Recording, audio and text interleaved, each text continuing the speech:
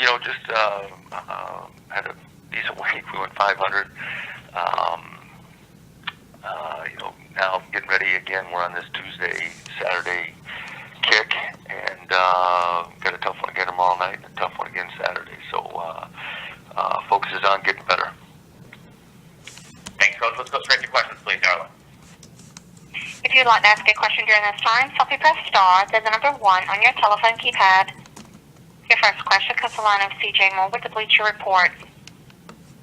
Hey, Coach. Good morning.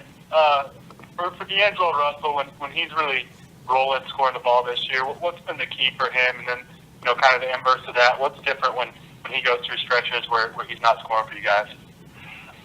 I'm sorry, could you repeat the question? For D'Angelo, when he's really rolling, what's he do? What's the key for you guys when he's really rolling, scoring the ball? And then, the inverse of that, what's kind of been the difference when he's gone through stretches, the past game and a half basically, where he's maybe not quite as good? This is going to sound as simple can be, but the ball going in the basket helps a lot. And I think from that standpoint, the one thing I love about DeAngelo is he still can impact a game as I thought he did. In the second half of Minnesota, he gets 25 in the first half and gets 2, but the 2 he gets were 2 huge free throws. He still played a really solid basketball game. There's been some games where he struggled to make some shots. I think one of the biggest things we're working is just shot preparation and holding a follow through and those types of things. But we obviously need him to play well for us. Is he seeing some new looks? Or are you guys seeing new looks as far as defensively now that you're in the Big Ten and teams have really had a chance to scout him well?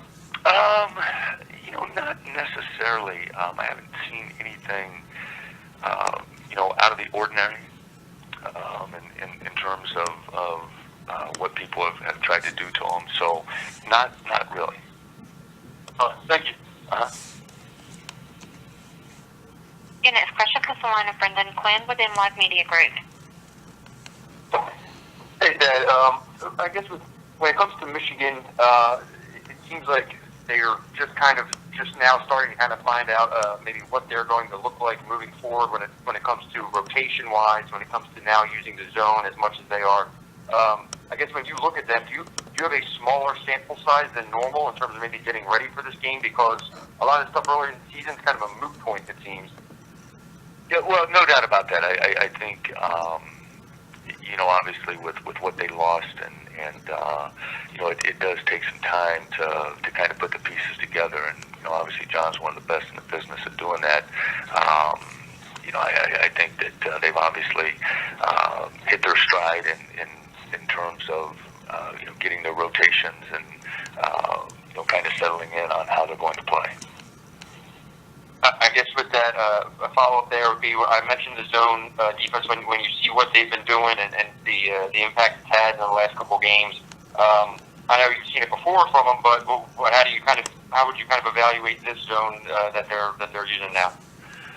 Well, I think it goes back when I was at Xavier and John was at Richmond. We played a lot of the 1-3-1, so we saw a lot of it back then. Seems to be, kind of going that way.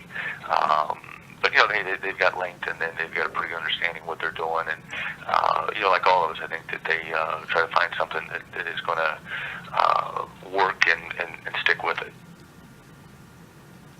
Thanks. Your next question comes from the line of Mark Snyder with Detroit Free Press. Thanks, Dad. I was kind of curious about Russell as well. Maybe about you've had obviously so many successful freshmen, and how did you deal with him having had the experience of other guys who have succeeded as freshmen and immersing them in so quickly?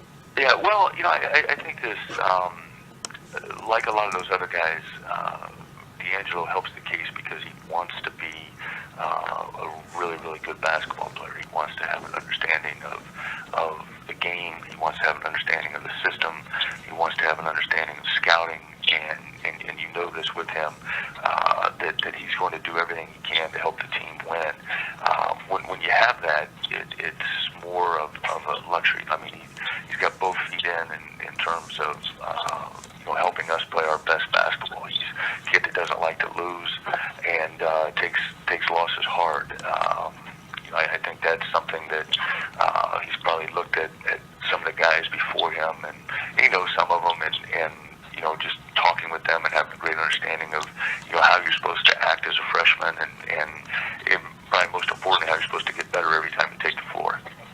Do you hesitate? I mean, he looks like he's shot more threes than anyone in the league. Do you hesitate to give him that green light, or he's that good to say, well, he's a player just like anyone else?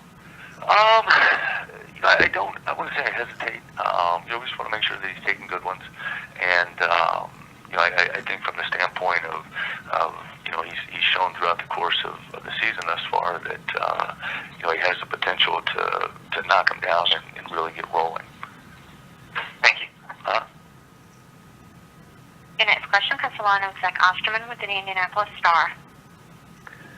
Hi, Coach. I guess I'm just curious from an opposing coach's perspective how you sort of evaluated the way Emmett Holt played for Indiana. I know he didn't score a ton, but with Honor Bray in foul trouble against you guys this weekend, he came in, I think he had 7 rebounds off the bench, and I know that his teammates talked about his performance as key for them in that game. I mean, just sort of what did you think of him, especially as a guy that's still a freshman, maybe a little bit undersized to that position?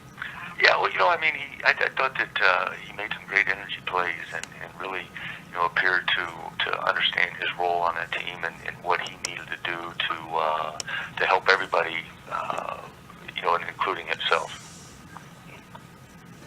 Coach, thanks for your time this morning. We'll talk to you next week. All right, thank you.